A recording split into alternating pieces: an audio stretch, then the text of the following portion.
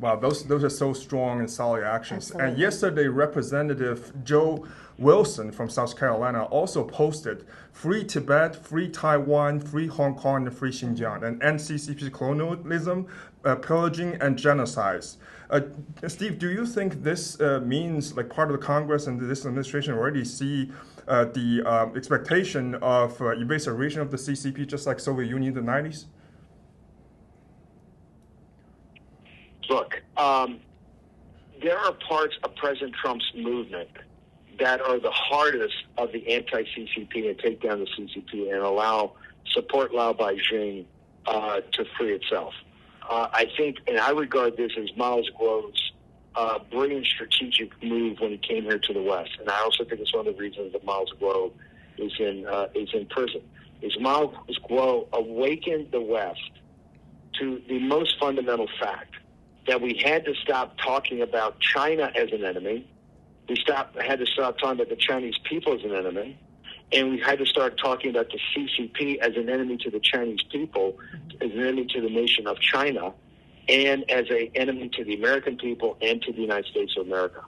In Mao's construct of this, which was absolutely brilliant and has changed the American posture more than any single individual, right? You do have elements of this movement that, quite frankly, are as hardcore as Mao's is, as anti-CCP, and fully support the Lao Beijing. And you see this of people saying free Hong Kong, keep Taiwan independent.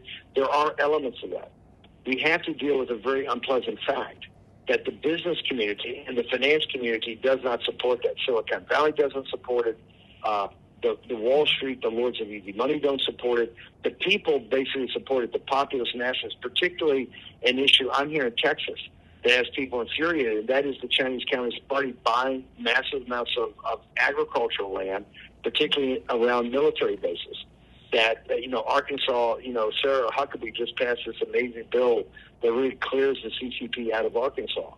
So in this, you just have to understand, in the Senate and the House, there are accommodationists in Wall Street. And what these people are saying is that, hey, we know the Chinese Communist Party is a dictatorship. We understand the Chinese Communist Party is evil. But in the modern economic world, you have to be in business with them. And therefore, we should have a path that allows us to have as much peace as possible, right? As much peace as possible as the Chinese Communist Party tries to grow their economy and take the Chinese people out of poverty. Now, as a hardcore anti-CCP and support of Lao Beijing, I think that's nonsense. But you have to understand there are going to be elements that support us, and there are going to be elements that don't support us. In the reality of political power, we have the votes, but they have the money, and that's why it's kind of a standoff right now, and every day is another day. I will say that President Trump said today that he intends to double the tariffs on the Chinese Communist Party on next Tuesday. Next Tuesday, it's supposed to be 25% for Mexico, 25%, these are across the board, 25% for Canada, 10% for China. I believe Mexico may be off because of the actions taken about the cartels, which were very favorable to us in our war against the cartels. But President Trump is pretty adamant because he doesn't think the Chinese Communist Party has assisted him in any way, either bringing peace to East Asia, or more importantly, to stop the fentanyl trafficking here to the United States, which, as I said, is taking 100,000 lives a year.